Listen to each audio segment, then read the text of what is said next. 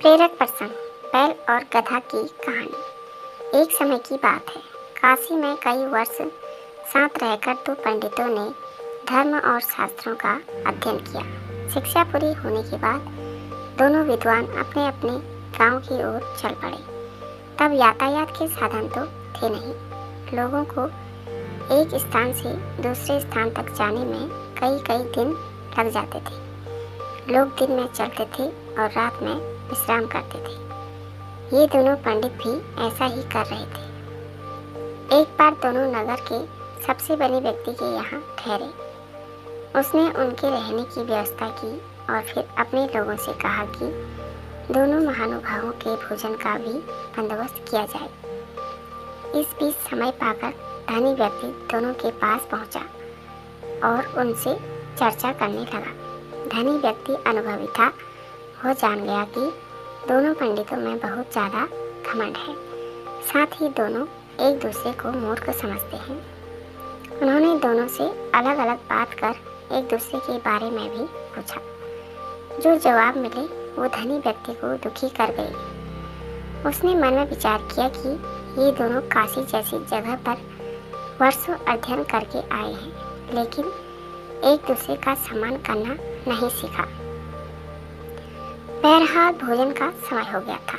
धनी व्यक्ति ने दोनों को बड़े आदरपूर्वक भोजन कक्ष में बुलाया। एक की थाली में चारा और दूसरे की थाली में भूसा परोसा। यह देखकर दोनों पंडित आग बबूला हो गए। गुस्से में आकर कहने लगे कि क्या हम जानवर हैं जो यह चारा और भूसा खाएंगे? धनी होकर तुम हमारा अपमान कर रहे हो। यह लक्ष्मी द्वारा सरस्वती का अपमान है। इस पर उन्होंने बड़ी ही शांति से जवाब दिया, एक को थाली में चारा और दूसरे को भूसा परोसा गया है। इसमें मेरा कोई कसूर नहीं है। जब मैंने आप में से एक से दूसरे के बारे में पूछा था तो उसने कहा था कि वह तो बैल है।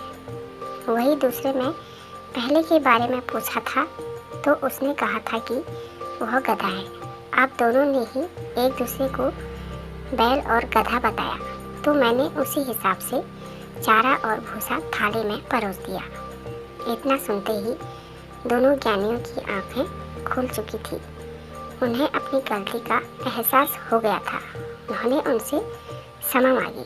एक दूसरे के प्रति ऐसी सोच रखने के लिए खेद भी जताया। सीख, व्यक्ति में कितना भी ज्ञान आ जाए उसे घमंड नहीं करना चाहिए। साथ ही दूसरों के प्रति बुरे भाव नहीं रखने चाहिए। कहानी कैसी लगी कमेंट में ज़रूर बताएं। साथ ही वीडियो को लाइक, शेयर और चैनल को सब्सक्राइब अवश्य करें। धन्यवाद।